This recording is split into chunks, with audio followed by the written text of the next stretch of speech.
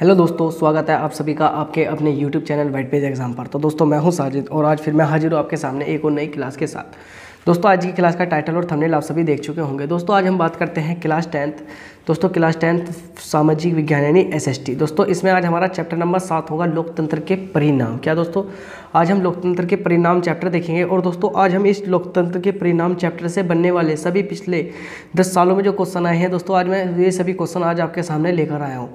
तो दोस्तों आप सभी वीडियो शुरू करने से पहले जो चैनल पर नए हो चैनल को कर दो सब्सक्राइब और इस वीडियो कर दो अपने दोस्तों तक जरूर शेयर। और दोस्तों हाँ, एक प्यार सा कमेंट बॉक्स में जरूर टाइप कर देना कि ये सभी वीडियो कैसी लग रही है। तो दोस्तों शुरू करते हैं आज की अपनी क्लास। UP board exam 2023। आप सभी जानते हैं कि हमारी यूपी बोर्ड की परीक्षाएं 16 फरवरी से स्टार्ट हो रही है। कब से दोस्तों? हमारी यूपी बोर्ड की परीक्षाएं 16 फरवरी से स्टार्ट हो रही है। तो दोस्तों उसी क्रम में ये आज हमारी क्लास होगी सामाजिक विज्ञान यानी क्लास 10th होगा दोस्तों, क्लास 10th होगी। और दोस्तों हमारी सामाजिक विज्ञान की क्लास होगी यानी जिसमें हम SST बोलते हैं। दोस्तों SST की हमारी क्लास होने वाली है। चैप्टर नंबर दोस्तों हम 7 करेंगे लोकतंत्र के परिणाम। दोस्तों लोकतंत्र के परिणाम नामक चैप्टर करेंगे। और दोस्तों ये जो हमारा 7वां चैप्टर होगा ये दोस्तों हमारा नागरिक शास्त्र का होगा। कौन सा? नागरिक शास्त्र का होगा। नागरिक शास्त्र का हमारा चैप्टर होने वाला है। तो दोस्तों आप सभी यानी इस चैप्टर को जरूर देखें। तो दोस्तों ये हमारा 7वां चैप्टर होगा। और दोस्तों सभी क्वेश्चन 2012 से 2022 तक की बोर्ड परीक्षा में पूछे गए हैं। तो दोस्तों मैं सभी वे क्वेश्चन लेकर आया हूँ जो पिछले 10 सालों में पूछे गए यानी पिछले 10 सालों में रिपीट हुए हैं। तो दोस्तों पिछले 10 सालों के क्वेश्चन यानी 2012 से लेकर 2022 तक के सभी क्वेश्चन मैं आज आपके लिए लेकर आ रहा हूँ। दोस्तों पेपर में धुआं कर दोगे अगर आपने ये क्वेश्चन पढ़ लिए तो। 2012 से 2022 तक की बोर्ड परीक्षा में पूछे गए हैं। टारगेट 3 मार्च दोस्तों हाँ, एक बात और कि आप सभी जानते हैं कि हमारे चैनल पर कक्षा 10 और कक्षा 12 के कंप्लीट सिलेबस की तैयारी कराई जा रही है, वो भी चैप्टर है। तो दोस्तों अगर आप कक्षा 10 या कक्षा 12 में कोई सी क्लास में है तो दोस्तों आप चैनल को जरूर सब्सक्राइब करके रखें और बेल आइकन को भी दबा के रखें जिससे आपको हमारी आने वाली हर वीडियो का नोटिफिकेशन मिलता रहे दोस्तों। यानी टारगेट 3 मार्च 2023। दोस्तों आप सभी जानते हैं कि जो हमारा यानी जो इसका सामाजिक विज्ञान का पेपर होगा दोस्तों वो 3 मार्च को होगा। और दोस्तों आज हमारे 70 नंबर की बात करेंगे। 70 नंबर गारंटी से। यानी अगर आप मेरी सारी क्लास अटेंड कर रहे हो तो दोस्तों इसी तरह से मैं इंपॉर्टेंट क्वेश्चन की सीरीज करा रहा हूँ। तो जिससे आप पेपर में धुआं कर दोगे दोस्तों, आप पेपर में अच्छा परफॉर्मेंस दिखाओगे, अच्छे नंबर लेकर आओगे। तो दोस्तों आप यानी 3 मार्च तक जरूर जुड़े रहे और जो मेरे इंपॉर्टेंट क्वेश्चन की सीरीज है उन्हें भी देखते रहे। तो दोस्तों चलते हैं आज की, शुरू करते हैं आज की अपनी क्लास। तो दोस्तों सबसे पहला क्वेश्चन देखिए क्या है। दोस्तों पहला क्वेश्चन कह रहा है दोस्तों कि लोग लोकतंत्र को क्यों अधिक पसंद करते हैं, 2 कारण दो। यानी दोस्तों लोग लोकतंत्र को क्यों अधिक पसंद करते हैं, इसके कोई 2 कारण दो। लोकतंत्र में यानी का मतलब है दोस्तों लोगों का शासन। तो कह रहा है कि लोग क्यों लोकतंत्र को ज़्यादा पसंद करते हैं, इसके 2 कारण दो। तो दोस्तों सबसे पहले लिखते हैं पहला कारण, यह व्यवस्था दोस्तों यह व्यवस्था नागरिकों को समानता का बढ़ावा देती है। यानी नागरिकों को समानता का बढ़ावा कैसे दोस्तों? 2 नागरिक है दोस्तों, मान लीजिए 2 आदमी हैं दोस्तों, एक तो ये और एक ये दोस्तों। ये तो है दोस्तों क्या नाम लिख रहे हैं, एक अच्छा खासा पढ़ा लिखा भी है दोस्तों और पढ़े लिखे के साथ में बहुत ज़्यादा मालदार है और उच्च घराने से संबंध रखता है दोस्तों। ये दूसरा वाला आदमी है, ये क्या है दोस्तों? यह थोड़ा सा यानी इतना ज़्यादा पढ़ा लिखा भी नहीं है, लेकिन पढ़ा लिखा है लेकिन इतना भी ज़्यादा पढ़ा लिखा नहीं है दोस्तों। ये उच्च घराने से भी नहीं है और दोस्तों मालदार भी नहीं है। तो दोस्तों ये क्या हुआ? तो अगर लोकतंत्र है तो दोस्तों दोनों समान ही होंगे, दोनों एक साथ ही होंगे। तो कह रहा है ना, यह व्यवस्था नागरिकों को समानता का बढ़ावा देती है। यानी कोई भी नागरिक हो, लोकतंत्र देश में सब समान होते हैं, समानता का बढ़ावा देती है, व्यक्ति की गरिमा को बढ़ाती है, टकराव को कम करती है, यानी टकराव को भी कम करती है और गलतियों को सुधारने की संभावना होती है। गलतियों को सुधारने की संभावना होती है। तो दोस्तों लोकतंत्र को लोग अधिक क्यों पसंद करते हैं, कोई 2 कारण दो। तो यह व्यवस्था नागरिकों में समानता को बढ़ावा देती है, ठीक है, व्यक्तियों की गरिमा को बढ़ाती है, ठीक है, टकरावों को कम करती है, ठीक है, और गलतियों को सुधारने की संभावना होती है। किसमें? यानी लोकतंत्र में। अब देखते हैं इसका दूसरा क्या है, नियमित रूप और निष्पक्ष चुनाव, प्रमुख नीतियों और नए कानूनों पर सार्वजनिक बहस और सरकार तथा इसके कामकाज के विषय में जानकारी पाना, नागरिकों को सूचना का अधिकार इसे और अधिक लोकप्रिय बनाता है। यानी दोस्तों पढ़िए एक बार क्या करा। वो कह रहा है कि नियमित और निष्पक्ष चुनाव, यानी एक तो नियमित और निष्पक्ष चुनाव। यानी नियमित का मतलब यानी हर 5 साल में, नियमित का मतलब ऐसा नहीं कि रोजाना चुनाव हो। नियमित का मतलब यानी जब भी चुनाव का टाइम होगा जब भी चुनाव होंगे, ठीक है। निष्पक्ष चुनाव होगा, यानी निष्पक्ष यानी कोई धांधलीबाजी नहीं होगी।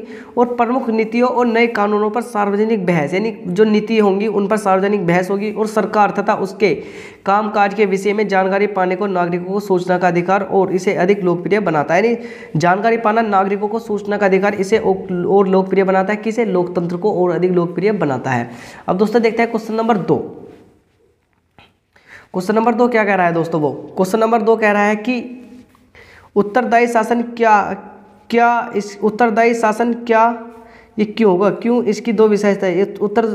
उत्तरदायी शासन क्या है, इसकी दो विशेषताएं लिखें दोस्तों। जो उत्तरदायी शासन होता है वो क्या है, इसकी दो विशेषताएं लिखो।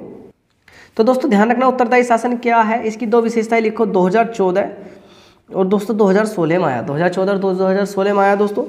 तो एक निश्चित समय एवं अंतराल पर, एक निश्चित समय और यानी एक निश्चित समय होगा और अंतराल होगा, ऐसा नहीं कि समय से पहले हो जाए, नहीं, निश्चित समय होगा और अंतराल होगा। नियमित अंतराल पर चुनाव की व्यवस्था द्वारा सरकार का गठन कर शासन चलाना उत्तरदायी शासन कहलाता है। दोस्तों क्या कह रहा है, एक बार समझिए।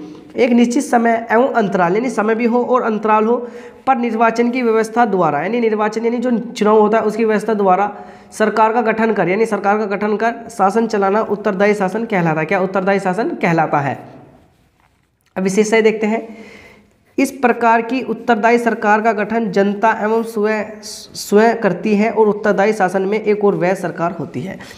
दोस्तों इस प्रकार की जो उत्तरदायी सरकार का गठन जनता स्वयं करती है। आप सभी जानते हैं कि भारत एक लोकतांत्रिक देश है और भारत में लोकतंत्र यानी लोगों का शासन है। और हम अगर कोई भी चुनाव कर यानी किसी को भी चुनते हैं तो उसे कौन चुनेगा? उसे चुनने का अधिकार किसको? जनता के पास है। उत्तरदायी शासन एक वैध सरकार कहलाती है। अब दोस्तों देखते हैं, यदि तीसरा कह रहा है कि उत्तरदायी शासन में एक वैध सरकार होती है। नहीं दोस्तों, लोकतांत्रिक सरकार में क्या होगा? एक वैध सरकार होगी। वैध सरकार कैसे दोस्तों? जो जनता के मतों द्वारा चुनी गई हो, जो जनता के मत द्वारा चुनी गई हो। अब देखते हैं क्वेश्चन नंबर 3।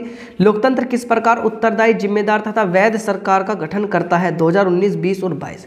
कह रहा है कि दोस्तों जो लोकतंत्र है वो किस प्रकार उत्तरदायी, जिम्मेदार और वैध सरकार का गठन करता है। नहीं, उत्तरदायी भी हो, जिम्मेदार भी हो और वैध सरकार का गठन करता है। 2019, 20 और 22 में पूछा गया है।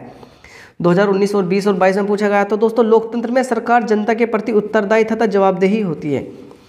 लोकतंत्र में सरकार जनता के प्रति उत्तरदायी तथा जवाबदेही होती है। सरकार का गठन मतदाताओं के मतों के आधार पर होता है। नागरिक अपने ऊपर शासन करने वाले प्रतिनिधियों का चुनाव करते हैं, अतः उनको यह अधिकार प्राप्त होता है। नहीं दोस्तों एक बार समझिए और क्या कह रहा है। लोकतंत्र किस प्रकार उत्तरदायी, यानी जो लोकतंत्र होता है वो किस प्रकार उत्तरदायी होगा, जिम्मेदार होगा और वैध सरकार का गठन करता है। जहाँ भी लोकतंत्र होगा वहाँ क्या होगा? एक तो वे जनता के प्रति उत्तरदायी होंगे। अगर कोई भी कार्य ले रहे हैं, कोई भी फैसला कर रहे हैं तो वे उसको लिए उनसे जनता जब जवाब मांगेगी तो उन्हें जवाब देना पड़ेगा। एक तो उत्तरदायी होगा, दूसरा जिम्मेदार होगा। अगर वे कोई कार्य कर रहे हैं तो पूरी जिम्मेदारी के साथ करेंगे और तीसरा वैध सरकार का गठन करता है। तो तीनों बताएंगे। तो लोकतंत्र में सरकार जनता के प्रति उत्तरदायी तथा जवाबदेही होती है। तो दोस्तों लोकतंत्र में क्या होगा? जो लोकतंत्र में सरकार होती है वो किसके? जनता के प्रति उत्तरदायी व जवाबदेही, यानी जनता को जवाब देती है। सरकार का गठन मतदाताओं के मत के आधार पर होता है। नहीं, जो सरकार का गठन होता है वो किसके? मतदाताओं के मत के आधार पर होता है। क्योंकि यानी जो सरकार का गठन होगा किसके? जब मतदाता वोट देंगे तो उनके आधार पर ही उसका सरकार का गठन होता है। नागरिक अपने ऊपर शासन करने वाले, यानी जो नागरिक हैं वे अपने ऊपर शासन करने वाले प्रतिनिधियों को चुनाव कराते हैं। यानी जो नागरिक होते हैं वे अपने ऊपर शासन करने वाले प्रतिनिधियों का चुनाव कराते हैं, अतः इनको यह अधिकार प्राप्त होता है। किनको? नागरिकों को यही अधिकार प्राप्त होता है। अब दोस्तों अगले चलते हैं अगले पेज पर कि शासन काल में उनके क्रियाकलापों तथा नीतियों का संबंध में पूछताछ कर सकती है। क्या पूछताछ कर सकती है? अब दोस्तों देखते हैं, लोकतंत्र में सरकार वैध होती है। नहीं, जो लोकतंत्र होता है उसमें सरकार क्या होगी? वैध होगी, क्योंकि सरकार का गठन मतदाताओं द्वारा होता है। नहीं, लोकतंत्र में जो सरकार होती है वैध होती है। और वैध होने का इसका क्या एक मुख्य क्या कारण है दोस्तों? वैध होने का इसका एक मुख्य कारण है कि जो चुनाव होता है वो मतदान होता है वो किसके? क्योंकि सरकार का गठन जो होता है मतदान द्वारा क्या होता है? यानी सरकार का गठन किसी के जोर दबाव में, पैसे से नहीं, बल्कि मतदाता यानी जो लोग होते हैं उनके द्वारा ही चुने जाते हैं।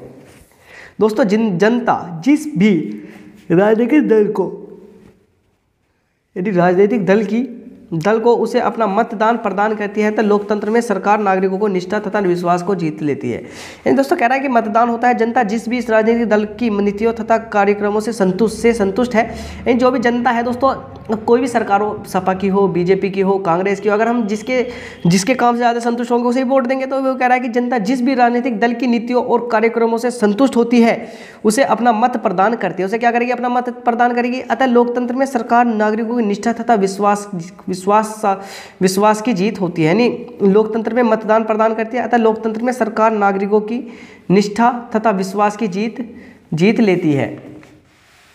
अब चलते हैं दोस्तों, प्रश्न नंबर 4 क्या कह रहा है।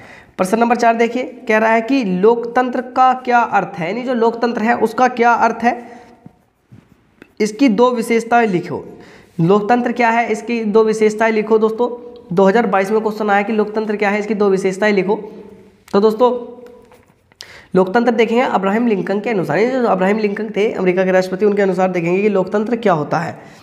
तो दोस्तों लोकतंत्र जनता का जनता के लिए तथा जनता द्वारा शासन, यानी क्या कह रहा है, लोकतंत्र जनता का, यानी जनता का हो, जनता के लिए हो, जनता का जनता के लिए तथा जनता द्वारा शासन। लोकतंत्र है जनता का, यानी लोकतंत्र होगा जनता का होगा, जनता के लिए ही होगा, जनता का होगा, जनता के लिए होगा तथा जनता द्वारा ही शासन, ये जनता ही इस पर शासन करती है, लोकतंत्र कहलाता है। अब विशेषताएं देखते हैं। लोकतंत्र नागरिकों के अधिकार तथा स्वतंत्रताओं को बनाए रखता है, यानी जो लोकतंत्र होता है वह नागरिकों के अधिकार तथा स्वतंत्रता को क्या बनाए रखता है। तो दोस्तों ध्यान रखना, लोकतंत्र क्या करेगा, नागरिकों के अधिकार तथा स्वतंत्रता को बनाया रखता है तथा उनको उचित सम्मान भी प्रदान करता है। किसे उचित सम्मान किसे प्रदान करेगा, यानी जो लोगों के लोकतंत्र है, जो लोग हैं उन्हें उचित सम्मान भी प्रदान करता है। लोकतंत्र नैतिकता तथा आदर्श पर बल देता है, जो लोकतंत्र होता है वो किस पर, नैतिकता तथा आदर्शता पर बल देता है। अतः लोकतांत्रिक शासन व्यवस्था समस्याओं को समाधान शांतिपूर्ण तरीके से करती है, यानी लोकतांत्रिक जो व्यवस्था है, जो कोई भी समस्या आ जाती है तो उसका संविधान कैसे करती है दोस्तों, उसका संविधान शांतिपूर्ण तरीके से करती है। कह रहा है ना, लोकतंत्र में आदर्श पर बल देती है, अतः लोकतांत्रिक शासन व्यवस्था समस्याओं का समाधान शांतिपूर्ण तरीके से करती है। लोकतंत्र विश्व शांति, मानवता तथा प्रेम के मार्ग को प्रशस्त करता है। अब देखते हैं दोस्तों, प्रश्न नंबर 5 कह रहा है लोकतंत्र के 2 दोष लिखो। 2017 और 18 पूछा गया है कि लोकतंत्र के 2 दोष लिखो। नंबर 1, संकटकालीन स्थिति का तत्कालीन समाधान करने में लोकतंत्र अधिक सफल नहीं रहता है, यानी संकटकालीन स्थिति का तत्काल, यानी अगर कोई संकट आ रहा है, वो कह रहा है कि लोकतंत्र के 2 दोष लिखो। संकटकालीन स्थिति का तत्काल समाधान करने में लोकतंत्र अधिक सफल नहीं होता, यानी अगर कोई संकटकालीन स्थिति आ गई है तो उसका तत्कालीन समाधान करने में लोकतंत्र अधिक सफल नहीं होता, क्योंकि लोकतंत्र में निर्णय लेने में काफ़ी समय नष्ट हो जाता है, नहीं दोस्तों एक बार और समझिए, उसने कही थी लोकतंत्र के हमने यानी विशेषताएं, उसके गुण सब देख लिया। अब कह रहा है कि लोकतंत्र के दोष लिखो। तो दोस्तों 2017 और 18 पूछा गया था कि संकटकालीन यानी जब भी कोई संकट की स्थिति हो, कोई हमारे देश पर आक्रमण कर दे या कोई बाहरी कुछ भी हो जाए दोस्तों, आंतरिक अशांति हो जाए, जो हमारी राजनीतिक पार्टियां भी आपस में लड़ने आ गए, यानी कुछ भी हो सकता है, यानी संकट आना चाहिए। संकटकालीन स्थिति को तत्कालीन समाधान के लिए, यानी अगर कोई संकट आ गया तो उसमें तत्कालीन समाधान लेना पड़ेगा, यानी एकदम समाधान लेना पड़ेगा, करने में लोकतंत्र अधिक सफल नहीं होता, क्योंकि एकदम सफल नहीं होता, क्योंकि कोई भी निर्णय एक आदमी के द्वारा नहीं लिया जाता। जब सभी विधायक, एमएलए दोस्तों जो भी होते हैं वे सब बैठते हैं, उनके द्वारा ही निर्णय लिया जाता है, क्योंकि लोकतंत्र में निर्णय लेने में काफ़ी समय नष्ट हो जाता है, अब दूसरा देखेंगे दोस्तों, दूसरा क्या कह रहा है कि लोकतंत्र को बहुमत के शासन की संज्ञा दी गई है। जो लोकतंत्र होता है वो बहुमत के शासन की संज्ञा दी गई है, जिसके पास ज़्यादा बहुमत है यानी वही उसकी पार्टी की सरकार बनेगी, परंतु व्यवहार में अल्पमत बहुमत के ऊपर शासन करता है, लेकिन व्यवहार में अल्पमत बहुमत के ऊपर शासन करता है। दोस्तों एक अपवाद है, एक बार ये अपवाद समझिए। कह रहा है कि लोकतंत्र को बहुमत के शासन की संज्ञा दी गई, यानी जो लोकतंत्र है बहुमत की शासन की संज्ञा दी जाती है, परंतु व्यवहार में अल्पमत बहुमत के ऊपर शासन करता है। दोस्तों पूरे मानिए भारत की जनसंख्या है 110 करोड़, और दोस्तों अगर हम टोटल नेता गिने, टोटल मंत्री, प्रधानमंत्री, एमएलए गिन के दोस्तों ज़्यादा से ज़्यादा 1 लाख हो जाएंगे। अगर 1 लाख हो जाएंगे यानी कहाँ तो 1 लाख हो गए, और दोस्तों कहाँ 110 करोड़ हो गए। यानी क्या कह रहा है उसने ही तो कहा था कि लोकतंत्र को बहुमत के शासन की संज्ञा दी जाती है, परंतु व्यवहार में अल्पमत बहुमत के ऊपर शासन करता है। अल्पमत यानी जो छोटा होता है वो बहुमत के ऊपर, यानी जो बड़ी सरकार होती है उसके ऊपर क्या शासन करता है। अब नंबर 3, लोकतंत्र में इस बात पर बल दिया जाता है, जो लोकतंत्र होता है उसमें इस बात पर बल दिया जाता है कि यह जनता का शासन है, यानी लोकतंत्र में किस बात पर बल दिया जाता है कि यह जनता का शासन है, परंतु जनता शासन ना करके। लोकतंत्र में क्या कहा जाता है, लोकतंत्र में कहा जाता है कि जनता का शासन, लेकिन इसमें जनता ना शासन, यानी जनता थोड़ी शासन करेगी दोस्तों, शासन तो वे करते हैं जिन्हें जनता चुनती है। यानी लोकतंत्र में इस बात पर बल दिया जाता है कि यह जनता का शासन है, परंतु जनता शासन ना करके, यानी जो जनता होती है वो शासन ना करके जनता का छोटा सा, यानी जनता का छोटा सा समूह शासन करता है, जो जनता का छोटा सा समूह शासन करता है, जिसको अभिजन कहा जाता है। तो दोस्तों इसे समझिए, लोकतंत्र में इस बात पर बल दिया जाता है कि जनता का शासन है, यानी लोकतंत्र में इस बात पर बार बार बल दिया जाता है कि जो शासन है वो जनता का है, परंतु जनता शासन ना करके। तो दोस्तों जनता थोड़ी शासन कर रही है, जनता शासन ना करके जनता का एक छोटा सा समूह, यानी जनता का दोस्तों वही 110 करोड़ वाला उदाहरण है कि दोस्तों 110 करोड़ होगी, और जो वे टोटल वे है दोस्तों, अगर जो एमएलए प्रधान वगैरह मिल गया दोस्तों, ज़्यादा से ज़्यादा 1 लाख, ज़्यादा से ज़्यादा 1 लाख आदमी ही पूरे देश को चलाने का कार्य करते हैं। तो कह रहा है लोकतंत्र में इस बात पर बल दिया जाता है कि यह जनता का शासन है, परंतु जनता शासन ना करके, लेकिन जनता इसमें शासन नहीं करती, जनता का छोटा सा समूह शासन करता है, जिसको अभिजन कहा जाता है। जिसको क्या कहा जाता है, जिसको अभिजन कहा जाता है। तो दोस्तों यानी है वीडियो थी जो मैंने आपको बता दी कि यूपी बोर्ड एग्जाम में क्लास 10 यानी साइंस की वीडियो, क्लास 10 विज्ञान की वीडियो होगी, एसएसटी की चैप्टर 7 होगा लोकतंत्र के परिणाम, यानी लोकतंत्र के परिणाम से संबंधित दोस्तों मेरा चैप्टर था। तो दोस्तों आई होप कि आपको क्लास बहुत अच्छी लगी होगी। तो दोस्तों मैंने आपको इसके बारे में कंप्लीट डिटेल दे दी कि यानी क्या लोकतंत्र में किस प्रकार से लोकतंत्र के गुण, लोकतंत्र के दोष, लोग लोकतंत्र को क्यों अधिक पसंद करते हैं, इसके बारे में मैंने कंप्लीट डिटेल दे दी। तो दोस्तों आई होप कि आपको क्लास बहुत अच्छी लगी होगी। और दोस्तों अगर आपको क्लास अच्छी लगी हो तो आप चैनल को जरूर सब्सक्राइब करके रखें, बेल आइकन को भी दबा दें, और जिससे आपको हमारी आने वाली हर वीडियो का नोटिफिकेशन सबसे पहले मिलता रहे। तो दोस्तों मिलते हैं अगली वीडियो में, तब तक वीडियो देखने के लिए दोस्तों आप सभी दोस्तों का दिल से धन्यवाद।